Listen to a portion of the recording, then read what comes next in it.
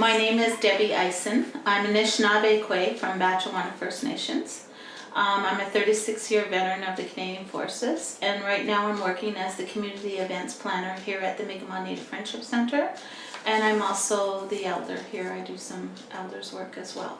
The blanket exercise was developed by Kairos in conjunction and talking with the Assembly of First Nations and elders across the country to develop an interactive exercise that allows participants to take part in a 1-hour exercise that talks about how life was for Indigenous people before the settlers arrived and what happened once they arrived and the chain of events that occurred over history up until today.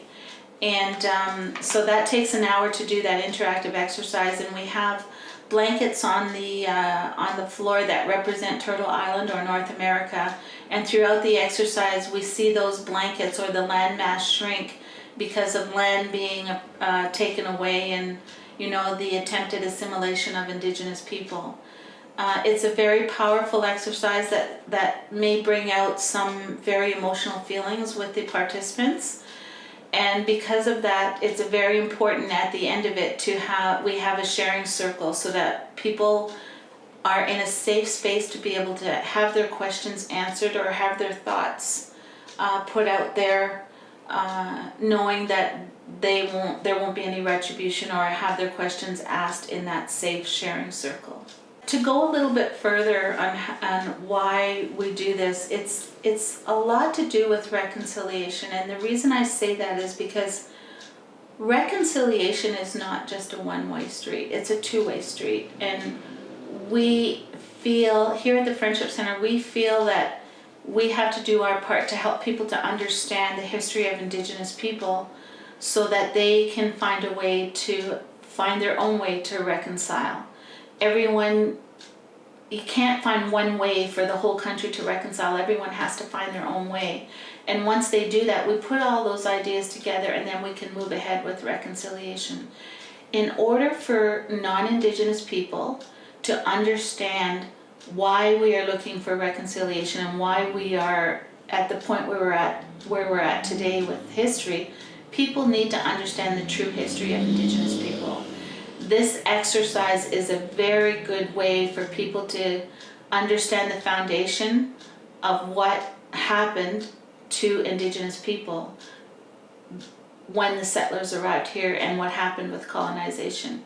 And so once they understand the history, then they can find a way in their own minds and in their own hearts to move ahead with trying to find a way to reconcile within themselves. Once they do that, then it helps to reconcile with the Indigenous community as well.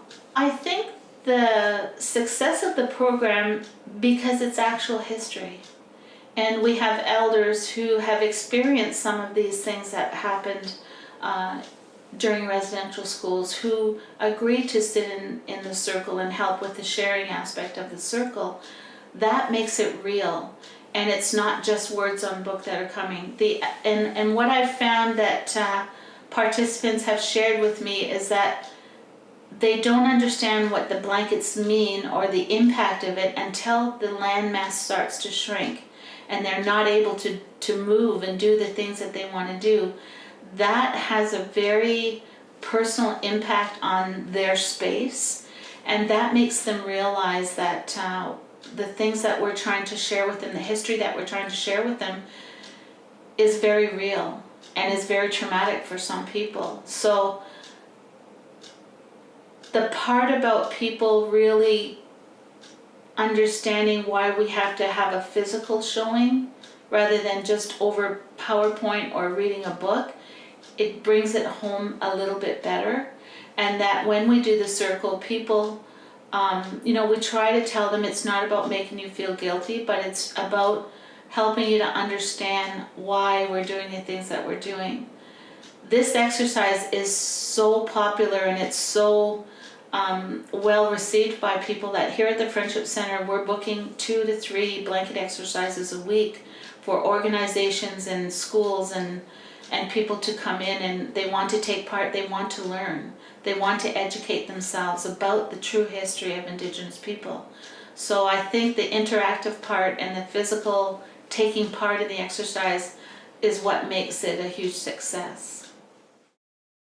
I think that when we talk about Indigenous education, it's a lot about interaction. It's a lot more personal and speaking from your heart, and not having someone stand up in front of a classroom, what I call it death by PowerPoint, and someone droning on with facts and figures and dates. You lose people. But when you make it personal, when people are allowed to share their stories. Our people are of oral tradition. During this time of the year, during the winter, we sit and we tell our stories, and we share our myths and our legends and our ceremonies with our young people and with each other. That's how we learn. We listen, and when you speak from the heart. And when you speak from the heart, people see how involved you are and how committed you are to that.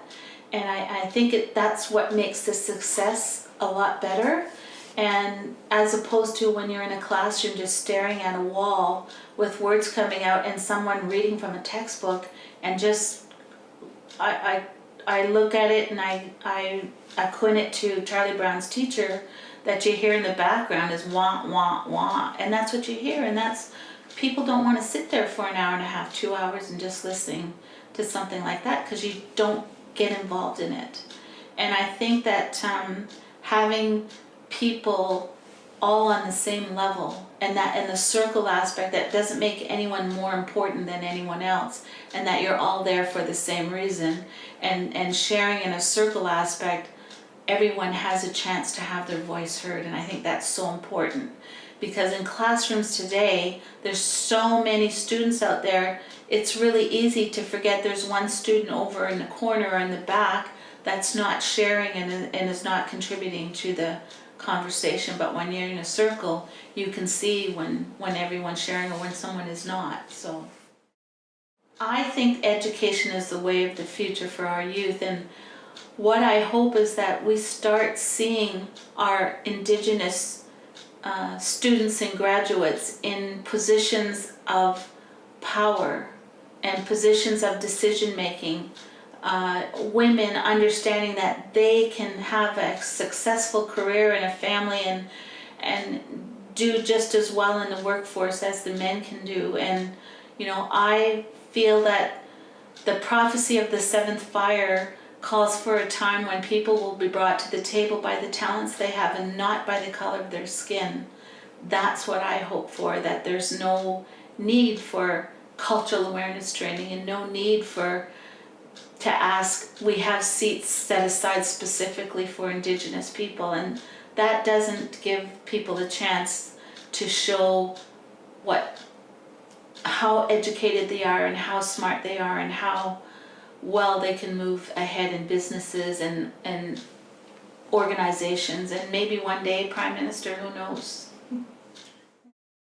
I think that there should be a national database on Indigenous graduates and what their talents are, so that when companies and organizations are going out there looking for specific talent, to start with, they can go to this Aboriginal talent pool and headhunt in that pool and start seeing that there's so many educated and smart Indigenous people out there that can do good jobs. And I think that's where it has to start. They need to be given a chance, and not to say given the job, but given a chance to apply for the job and to interview for the job along with non-Indigenous people. But that pool has to be there so that people know that they're out there, because right now people don't realize how many talented and educated and smart Indigenous people are out there owning their own companies and doing things that are amazing, but you don't hear about that. You only hear about the bad stuff.